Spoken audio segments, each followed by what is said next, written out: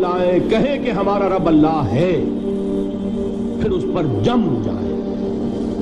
ان پر فرشتوں کا نزول ہوتا ہے، نہ کوئی غم کرو نہ خوف، خوشیاں مناؤ جنت کی جس کا تم سے وعدہ کیا گیا تھا۔ اللہ کی ربوبیت پر اطمینان جب انسان کو ہو جاتا، میرا رب اللہ ہے، ربی اللہ، انسان کے لیے نہ کوئی کھٹکا، نہ کوئی خطرہ، نہ کوئی خوف، نہ کوئی حزن۔ جو کچھ ہو رہا ہے کس کے اذن سے ہو رہا ہے؟ اللہ کے اذن سے۔ اللہ کے اذن کے بغیر پتا تک نہیں ہلتا۔ یہ کوئی اندھا بہرا مادہ نہیں ہے جس سے مجھے کوئی خوف ہو۔ اندھا بھینسا چلا آ رہا ہو اس سے تو ڈرنے کا ہر انسان کو ڈرنا چاہیے، نہ معلوم کس کو ٹکر مار دے۔ لیکن نہیں، اس کائنات کو چلانے والا ایک سمیع و بصیر خدا ہے۔ وہ جو میرا دوست ہے، میرا ولی ہے۔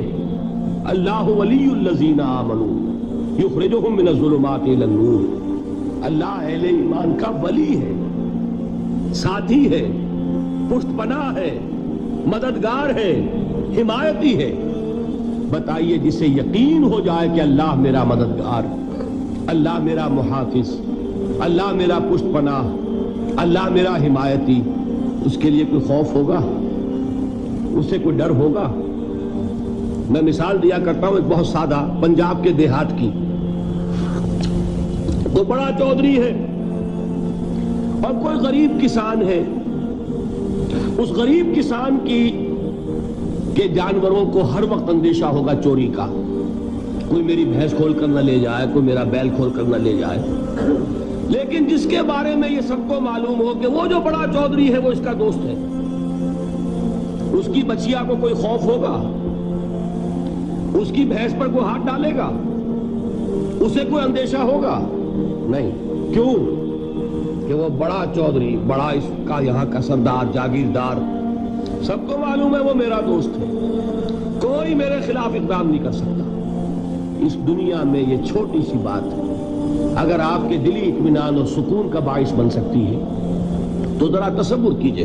میں لفظ تصور استعمال کروں گا صرف اس لیے کہ اس کا ہم جس کو کہتے ہیں ادراک اور شعور کر نہیں سکتے، اگر کے ساتھ کر سکتے۔ اگر یقین ہو کہ اللہ میرا مددگار اور یقین ہو کہ اللہ ہر آن میرے ساتھ ہے، پھر کوئی خوف؟ کس کا خوف؟ کوئی شے اللہ سے بالاتر ہے؟ کوئی قوت اس سے زیادہ طاقتور ہے؟ کوئی اس کے ارادے کو بدلنے والا ہے؟ کوئی اس کی مشیت کے آڑے آنے والا ہے؟ یہی بات ہے جو حضور نے فرمائی۔ یہ ایمان کا حاصل ہے لب لباب، کہ دیکھو اچھی طرح اس بات کو ذہن نشین کر لو، اگر تمام انسان مل کر تمہیں کوئی نقصان پہنچانا چاہے نہیں پہنچا سکتے، مگر جو کچھ اللہ نے لکھ دیا ہو، اور تمام انسان مل کر تمہیں کوئی نفع پہنچانا چاہے نہیں پہنچا سکتے، مگر وہ شے جو اللہ نے طے کر دی۔ آپ پھر میں کہوں گا ذرا طاری کیجئے، اسے فرض کیجئے، اسے سوچئے۔ اگر اس حدیث پر ہمارا دل ٹھکا ہوا ہو تو کسی سے ڈر ہوگا؟ یہ مجھے نقصان نہ پہنچا دے، یہ میری رپورٹ خراب نہ کر دے، یہ میری انکریمنٹ نہ رکوا دے، یہ میرا یہ نہ بگاڑ دے، یہ میرا یہ نقصان نہ پہنچا دے۔ اس کا ڈر، اس کا ڈر، اس کا خوف، اس کی خوشامد، اس کے لیے جا کر طرح طرح سے اپنی عزت نفس کو ذلیل کروانا اس کے سامنے، یہ سب کچھ کیوں کرتا ہے انسان؟ جب سمجھتا ہے کہ اس کے ہاتھ میں میرا کوئی نفع ہے، اس کے ہاتھ میں میرے لیے کوئی ضرر ہے، یہ مجھے کوئی غضب پہنچا سکتا ہے، یہ مجھے کوئی نقصان پہنچا سکتا ہے، یہ میرا کوئی کام بنا سکتا ہے، یہ میری کوئی ضرورت پوری کر سکتا ہے، اسی کا نام شرک ہے۔ جہاں آپ نے یہ سمجھا کہ غیر اللہ کے اندر کوئی طاقت موجود ہے، وہی شرک ہے۔ بتوں سے تجھ کو امید خدا سے نومیدی، مجھے بتا تو صحیح اور کافری کیا ہے؟ شرک تو یہ ہے جس پر بھی تمہیں یہ خیال ہے، کلمہ ہے یہ کلمہ سوم، لا حول ولا قوت الا باللہ، ذرا اس پر دل کو کبھی اگر آپ تصور کریں، پھر فرض کریں دل ٹھک جائے اس پر، کوئی طاقت نہیں۔ یہی بات تھی جو شیخ عبد القادر جیلانی رحمۃ اللہ علیہ نے اپنی وصیت میں اپنے بچے سے کہی. 11ویں دینے والے ہیں، لیکن حضرت شیخ عبد القادر جیلانی کی وصیت اور تعلیمات کو کتنے لوگ ہیں تم جانتے ہو؟ یہ جن مقامات تک پہنچے ہیں وہ کس چیز کی بدولت پہنچے ہیں؟ انہوں نے جو پیغام دیا وہ کیا تھا؟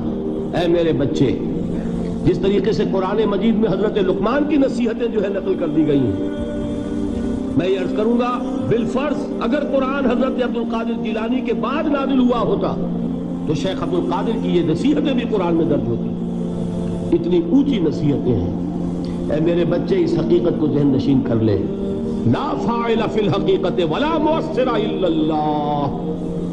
اس کائنات میں نہ کوئی فاعل حقیقی ہے نہ مؤثر حقیقی ہے سوائے اللہ. کسی شے میں کوئی تاثیر نہیں اگر اللہ نہ چاہے.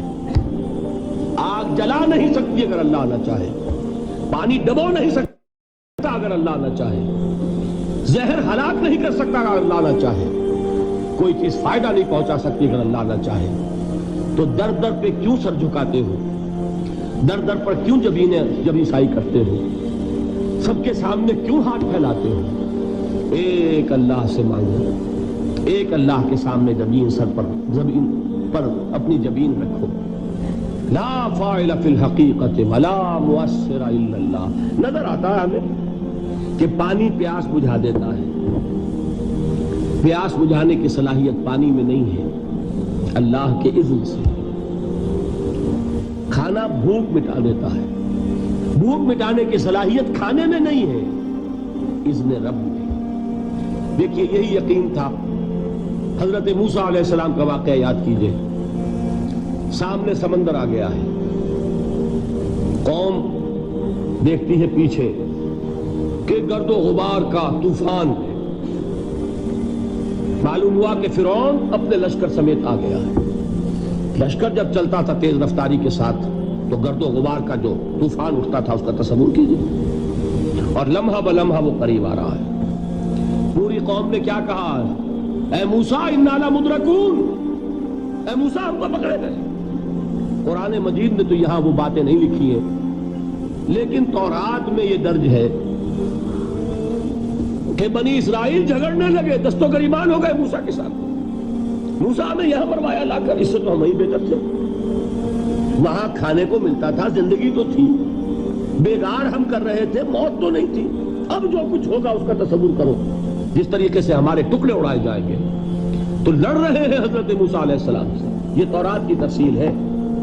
قرآن میں صرف اتنا آیا ہے، پریشان ہو کر انہوں نے کہا انا لمدرکون، موسیٰ ہم تو پکڑے گئے. اس وقت موسیٰ کا جواب کیا ہے؟ کلا ان معی ربی سیہدین. نہیں، میرے ساتھ میرا رب ہے، وہ راستہ دے گا.